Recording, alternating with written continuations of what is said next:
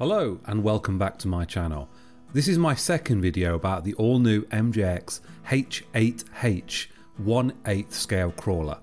I've already made a video where I talk about the car's major features and give my opinion. In this video I'm going to take it outside and talk about the car's performance outside. So one thing I want to do is point out the design of this car in relation to its performance.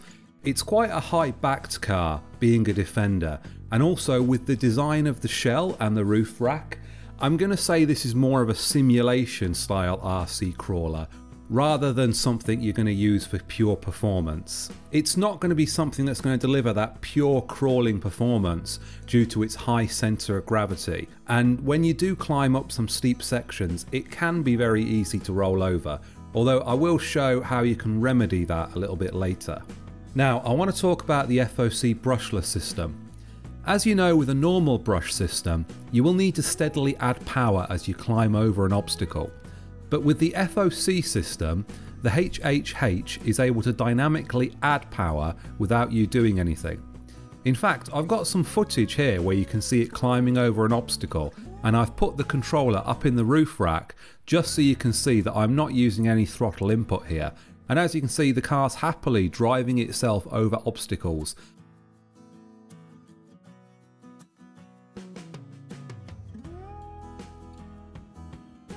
So as it senses the resistance, the ESC is going to add power to maintain the same speed, and as it brakes over the obstacle, it's going to sense that the resistance is no longer there, and it's going to reduce that power and start to add drag brake.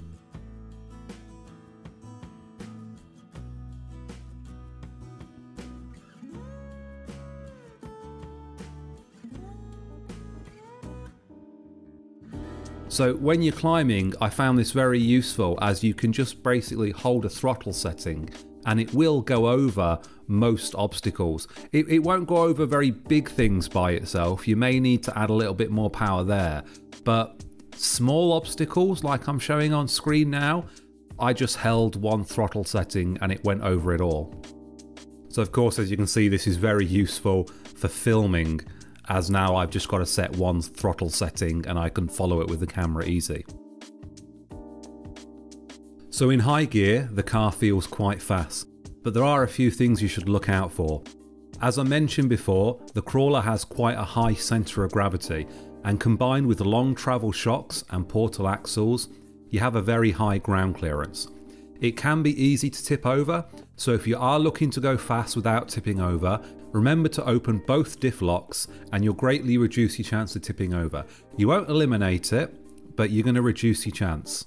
So when you're driving in high gear under normal grip conditions, it's best to have both diff locks open. You're also going to get a much tighter turning circle doing this.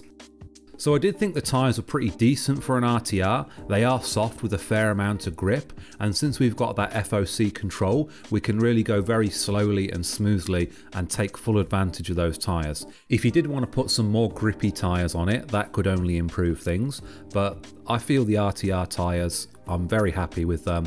They're not beadlock, they are super glued to the rim, but I didn't have any problems with them falling off. I thought they were fine. Like I said, it's not a high performance crawler, it's not designed to be. It's going to be very good on the trail, and for trailing I found these tyres to be very good.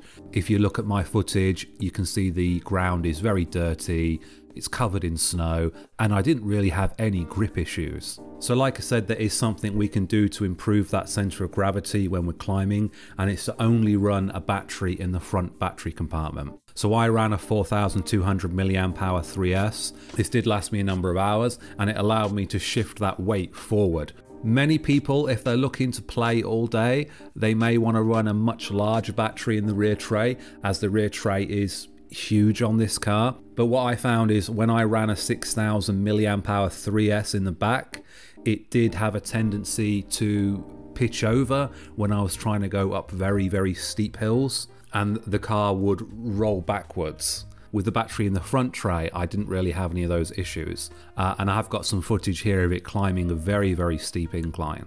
So the front and rear differentials, I didn't have any problems with those. When they were set to locked, they were locked. When they were set to unlocked, they were unlocked. You didn't need to move the car back and forward to unlock those, they were all fine.